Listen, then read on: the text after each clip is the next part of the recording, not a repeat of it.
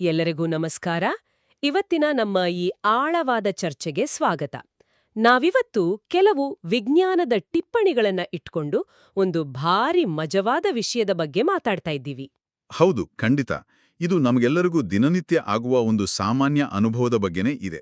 ಆ ಈಗ ನೋಡಿ, ಚಳಿಗಾಲದಲ್ಲಿ ನಾವೆಲ್ಲರೂ ಊರಿನಲ್ಲಿ ಬೆಂಕಿಯ ಹತ್ರ ಕುಳಿತು ಕಾಯಿಸ್ತೀವಿಯಲ್ಲ, ಆಗ ನಾವು ಬೆಂಕಿಯನ್ನ ಮುಟ್ಟದೇ ಇದ್ರೂ ಮತ್ತೆ ಗಾಳಿ ನಮ್ಮ ಕಡೆ ಬೀಸದೇ ಇದ್ರೂ ನಮ್ಮ ಮುಖಕ್ಕೆ ಒಂಥರ ಬೆಚ್ಚಗಿನ ಅನುಭವ ಆಗತ್ತೆ.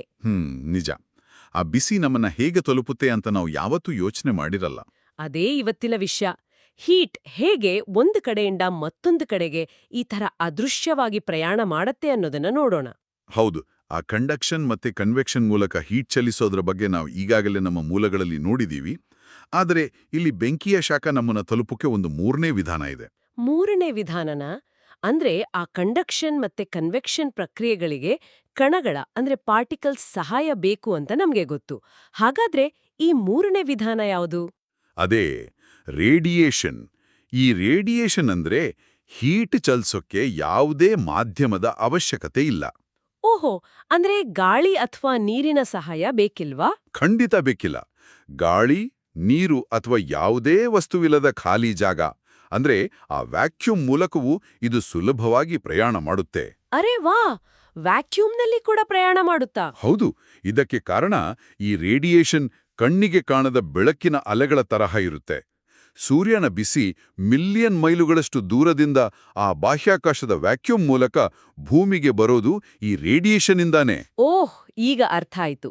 ಅಂದ್ರೆ ನಮ್ಮ ದೇಹ ಕೂಡ ತಣ್ಣಗಾಗುವಾಗ ಕಣ್ಣಿಗೆ ಕಾಣದ ಇನ್ಫ್ರಾರೆಡ್ ರೇಡಿಯೇಷನ್ ಅನ್ನ ಹೊರಹಾಕುತ್ತೆ ಅಲ್ವಾ? ಹೌದು.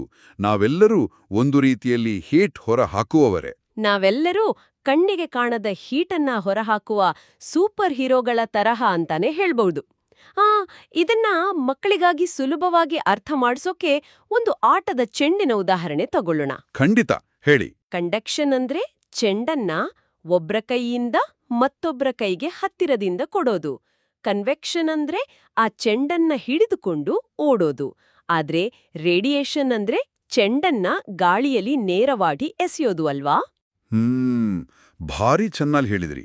ಚೆಂಡನ್ನ ಎಸೆಯುವಾಗ ಮಧ್ಯದಲ್ಲಿ ಯಾರ ಸಹಾಯವೂ ಬೇಕಿಲ್ಲ. ರೇಡಿಯೇಷನ್ ಕೂಡ ಹಾಗೆಯೇ ಆ ಕಣಗಳ ಸಹಾಯವಿಲ್ಲದೆ ನೇರವಾಗಿ ಬಿಸಿಯನ್ನ ತಲುಪಿಸುತ್ತೆ. ಭಾರಿ ಮಜವಾಗಿದೆ ಇದು. ಆದ್ರೆ ಈ ರೇಡಿಯೇಷನ್ನು ಬೆಳಕಿನ ಅಲೆಗಳ ತರಹ ಪ್ರಯಾಣ ಮಾಡೋದಾದ್ರೆ ಆ ಬೆಳಕಿನ ಮೇಲೆ ಪರಿಣಾಮ ಬೀರೋ ಹಾಗೆ ಬಣ್ಣಗಳು ಇದರ ಮೇಲೂ ಪರಿಣಾಮ ಬೀರುತ್ತಾ? ಖಂಡಿತ ಬೀರುತ್ತೆ. ಇಲ್ಲಿಯೇ ಬಣ್ಣಗಳ ಮ್ಯಾಜಿಕ್ ಇರೋದು. ಕಪ್ಪು ಅಥವಾ ಗಾಢ ಬಣ್ಣಗಳು ಹೀಟನ್ನ ಬೇಗ ಹೀರಿಕೊಡ್ತವೆ. ಇದನ್ನೇ ಅಬ್ಸಾರ್ಪ್ಷನ್ ಅಂತ ಕರೆಯೋದು. ಓಹೋ, ಅಬ್ಸಾರ್ಪ್ಷನ್ ಅಂದ್ರೆ ಹೀರಿಕೊಳ್ಳೋದು. ಹೌದು. ಅದೇ ರೀತಿ ಬಿಳಿ ಬಣ್ಣಗಳು ಆ ಕನ್ನಡಿಯ ಹಾಗೆ ಹೀಟನ್ನ ವಾಪಸ್ ಕಳಿಸ್ತವೆ. ಇದನ್ನ ರಿಫ್ಲೆಕ್ಷನ್ ಅಂತಾರೆ. ವಾವ್!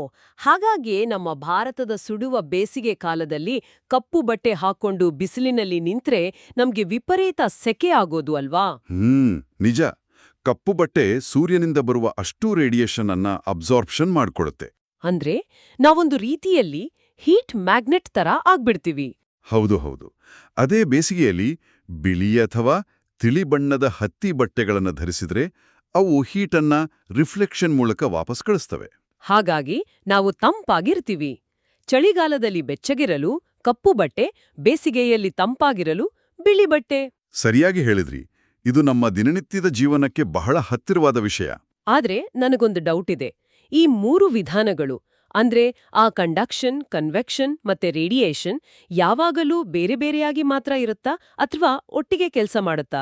ವಾಸ್ತವದಲ್ಲಿ ಇವು ಮೂರು ಹೆಚ್ಚಾಗಿ ಒಟ್ಟಿಗೆ ಕೆಲಸ ಮಾಡ್ತವೆ. ಹೌದಾ? ಅದ್ ಹೇಗೆ? ಒಂದು ಉದಾಹರಣೆ ಕೊಡ್ಬೋದಾ? ಖಂಡಿತ. ದಿನಾಲೂ ಬೆಳಗ್ಗೆ ಸ್ನಾನಕ್ಕೆ ಗ್ಯಾಸ್ ಒಲೆಯ ಮೇಲೆ ಪಾತ್ರೆಯಲ್ಲಿ ನೀರು ಕಾಯಿಸ್ತೀವಿ ಅಲ್ವಾ? ಆಗ ಮೊದಲಿಗೆ ಆ ಒಲೆಯ ಬೆಂಕಿಯಿಂದ ಪಾತ್ರೆಗೆ ಬಿಸಿ ಹೋಗೋದು ಕಂಡಕ್ಷನ್. ಆಮೇಲೆ ಪಾತ್ರೆಯ ಕೆಳಗಿರುವ ಬಿಸಿ ನೀರು ಮೇಲಕ್ಕೆ ಬಂದು ಮೇಲಿರುವ ತಣ್ಣೀರು ಕೆಳಕ್ಕೆ ಹೋಗೋದು ಕನ್ವೆಕ್ಷನ್ ಆಗಿರ್ಬೇಕಲ್ವಾ? ಪಕ್ಕ. ಮತ್ತು ಅದೇ ಸಮಯದಲ್ಲಿ ನಾವು ಆ ಒಲೆಯ ಹತ್ರ ನಿಂತಾಗ ನಮ್ಮ ಮೈಗೆ ಬೆಂಕಿಯ ಬಿಸಿ ತಾಗುತ್ತೆ ಅಲ್ವಾ? ಅದು ರೇಡಿಯೇಷನ್. ಮೂರೂ ಒಟ್ಟಿಗೆ ನಡೀತಾ ಇರುತ್ತೆ. ಅರೆ ವಾ! ದಿನಾಲೂ ಬೆಳಗ್ಗೆ ಸ್ನಾನಕ್ಕೆ ನೀರು ಕಾಯಿಸುವ ಒಂದು ಸಣ್ಣ ಕೆಲಸದ ಹಿಂದೆ ಇಷ್ಟೊಂದು ದೊಡ್ಡ ವಿಜ್ಞಾನದ ತಂಡಾನೇ ಕೆಲಸ ಮಾಡ್ತಿದೆ ಅನ್ನೋದು ನಿಜಕ್ಕೂ ಆಶ್ಚರ್ಯ. ಹೌದು, ವಿಜ್ಞಾನ ನಮ್ಮ ಸುತ್ತಮುತ್ತಲೇ ಇದೆ. ಖಂಡಿತ.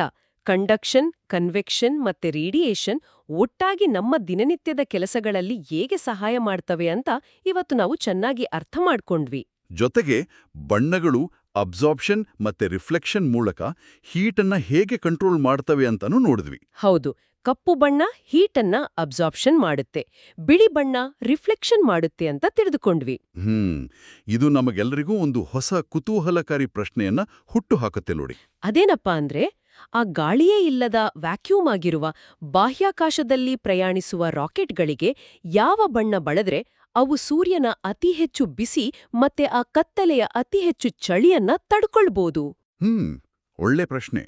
ಬಿಸಿ ಮತ್ತು ಚಳಿ ಎರಡನ್ನೂ ಬ್ಯಾಲೆನ್ಸ್ ಮಾಡಲು ಅವುಗಳಿಗೆ ಯಾವ ಬಣ್ಣ ಇರಬಹುದು? ಇದು ನಿಜಕ್ಕೂ ಯೋಚನೆ ಮಾಡಬೇಕಾದ ವಿಷಯ. ಮುಂದಿನ ಬಾರಿ ಚಳಿಗಾಲದಲ್ಲಿ ಬೆಂಕಿಯ ಹತ್ತಿರ ಕುಳಿತಾಗ ಈ ಬಗ್ಗೆ ನಾವೆಲ್ಲರೂ ಒಟ್ಟಿಗೆ ಸೇರಿ ಯೋಚನೆ ಮಾಡೋಣ. ಈ ಆಳವಾದ ಚರ್ಚೆಗೆ ಇಲ್ಲಿಗೆ ವಿರಾಮ.